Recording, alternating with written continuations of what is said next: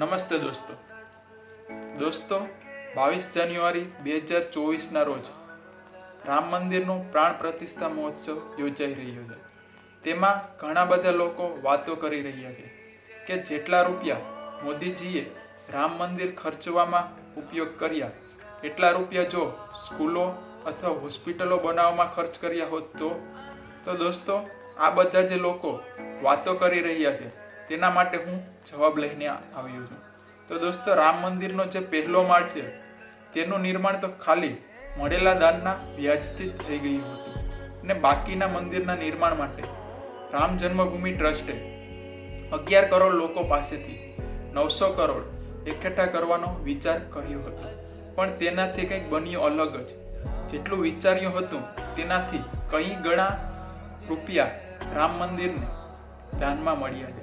અત્યાર સુધીમાં લગભગ 5500 કરોડ રૂપિયા છે તે રામ ભક્તોએ રામ મંદિરના નિર્માણ માટે દાન કર્યા છે। તો દોસ્તો જે પણ લોકો વાતો કરી રહ્યા છે કે સરકારે આમાં કોઈ પણ રૂપિયા ખર્ચ કરવાના નહોતા, તો એ લોકોને હું જણાવવા માંગુ છું કે રામ મંદિરનું જે નિર્માણ થઈ રહ્યું છે તે રામ ભક્તોના મળેલા દાનથી થઈ રહ્યું છે, ના કે કોઈ સરકારના। તો દોસ્તો તમે બધી વાતોમાં પોલિટિક્સ અને જેલેસી કરવાનું છોડી દો। જય હિન્દ દોસ્તો, ભારત માતા કી જય।